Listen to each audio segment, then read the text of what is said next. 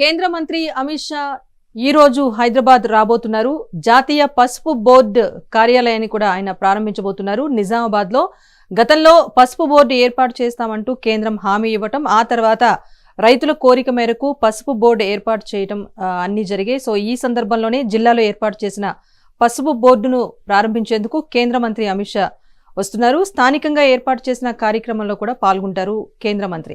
So కేంద్ర మంత్రి వస్తున్న నేపథ్యంలో భద్రతా ఏర్పాట్లను పర్యవేక్షిస్తున్నారు. అలాగే మధ్యాహ్నం హైదరాబాద్కు చేరుకోనున్న అమిత్ షాకు ఘన స్వాగతం పలికేందుకు అటు బీజేపీ శ్రేణులు కూడా సమాయత్తమవుతున్నాయి.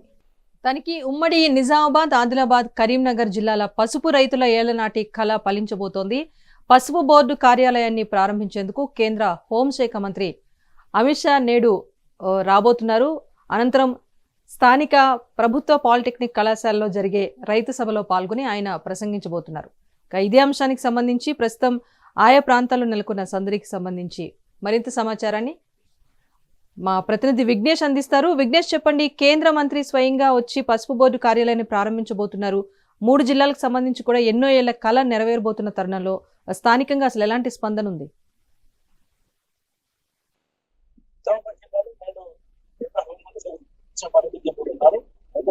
ఇందుకు సంబంధించి అన్ని ఏర్పాట్లు పూర్తయ్యాయి. ముందుగా 11 గంటల సమయంలో అమిత్ షా అహ్మదాబాద్ లో బయలుదేరి బేగంపేట విమానాశ్రయానికి 1 గంటల సమయంలో చేరుకుంటారు. 1:50 నిజామాబాద్ లోని కలెక్టరేట్ ప్రాంతంలో ఉన్న హెలిప్యాడ్ కు చేరుకుంటారు. అక్కడ సిపి సాయి చైతన్య ఆధ్వర్యంలో అన్ని ఏర్పాట్లు చేసిన పరిస్థితి. అక్కడ నుంచి నేరుగా ఆర్యనగర్ లో, నిజామాబాద్ లోని ఆర్యనగర్ లో ఉన్న పసుపు బోర్డు కార్యాలయానికి చేరుకొని అక్కడ పసుపు బోర్డు కార్యాలయాన్ని జాతికి అంకితం చేయబోతున్నారు.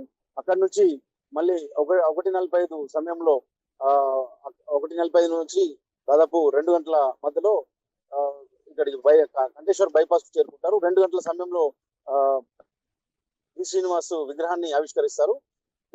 ఎంపీ ధర్మపురి అరవింద్ తండ్రి డి శ్రీనివాస్ ప్రథమ వర్ధంతి ఈ రోజు. ఆయన చనిపోయి ఏడాది గడుస్తున్న సందర్భంగా ఆయన కాంస్య విగ్రహాన్ని ప్రత్యేకంగా 40 లక్షల రూపాయలు ఖర్చు పెట్టి అరవింద్ తయారు చేయించారు. కంటేశ్వర్ బైపాస్ ప్రాంతంలో వాళ్ళ పొలాలు ఉన్న నేపథ్యంలో అక్కడ ఆ విగ్రహాన్ని బైపాస్ చౌరస్తాలో ఏర్పాటు చేశారు. ఆ విగ్రహాన్ని ఆవిష్కరించిన తర్వాత 2:30 గంటల ప్రాంతంలో అమిత్ షా పాలిటెక్నిక్ గ్రౌండ్ కు చేరుకుంటారు. ఇక్కడ ప్రత్యేకంగా రైతు సమ్మేళనం ఏర్పాటు చేశారు. దాదాపు పెద్ద ఎత్తున రైతులంతా కూడా, పసుపు రైతులందరూ కూడా ఇక్కడికి చేరుకోబోతున్నారు. నిజామాబాద్, నిర్మల్, ఆదిలాబాద్, జగిత్యాల, కరీంనగర్, వరంగల్, ఆదిలాబాద్ ఇట్లాంటి జిల్లాలలో పసుపు సాగు అవుతుంది. నిజామాబాద్ జిల్లాలో అత్యధికంగా సాగు చేస్తారు పసుపు. ఓవరాల్ గా చూసుకుంటే ప్రపంచవ్యాప్తంగా కూడా అత్యధిక నాణ్యత కలిగిన పసుపును ఇక్కడ నిజామాబాద్ జిల్లాలో పండిస్తారు. అయితే ఈ నేపథ్యంలో ఎక్కువగా సాగుతో పాటు ఉత్పత్తి కూడా ఎక్కువగా జరిగే ప్రాంతం కావడం వల్ల ఇక్కడ దశాబ్దాల నుంచి పసుపు బోర్డు ఏర్పాటు కావాలని రైతులంతా కూడా ఆందోళనలు, ఉద్యమాలు చేశారు. ఈ నేపథ్యంలో ఎంపీ అరవింద్ హామీ ఇచ్చారు. హామీ ఇచ్చిన తర్వాత కూడా ఆయన నెరవేర్చుకున్న పరిస్థితి. మోడీ కావచ్చు, అమిత్ షా కావచ్చు, వీళ్ళంతా కూడా నిజామాబాద్ జిల్లాకు పసుపు బోర్డు కేటాయించారు. ఆ పసుపు బోర్డు వచ్చిన తర్వాత కార్యాలయం ఇప్పుడు ప్రారంభం కాబోతుంది. ఇదే జిల్లాకు చెందిన, అంకాపూర్ చెందిన రైతు బిడ్డ పల్లె గంగారెడ్డి అనే బీజేపీ నాయకుని కూడా ఆయన కూడా జాతీయ పసుపు బోర్డు చైర్మన్ గా నియమించే పరిస్థితి. దీంతో పాటు ఇప్పటికే ఈ పసుపు బోర్డు కార్యాలయానికి ఒక ఐఏఎస్ ను కూడా కేటాయించారు.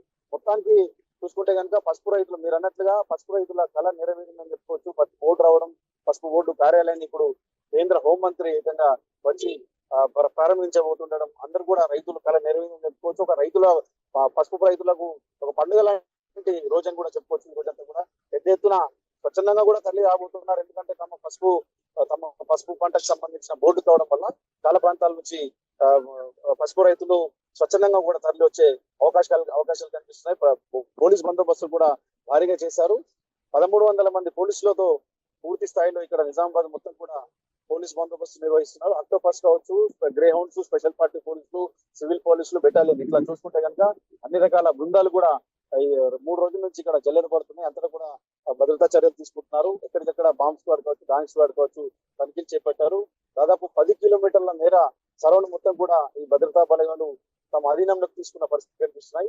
అమిత్ షా రాక సందర్భంగా బీజేపీ శ్రేణులు కూడా పెద్ద ఎత్తున రాబోతున్నాయి. ఎంపీలు కావచ్చు, ఎమ్మెల్యేలు, బీజేపీ ఎమ్మెల్యేలు కూడా ఇక్కడికి తరలి రాబోతున్నారు. రాష్ట్ర ప్రభుత్వం నుంచి కూడా సీతక్క, అలాగే తుమ్మల నాగేశ్వరరావు, ఇద్దరు మంత్రులు కూడా ఈ కార్యక్రమానికి హాజరు కాబోతున్నారు.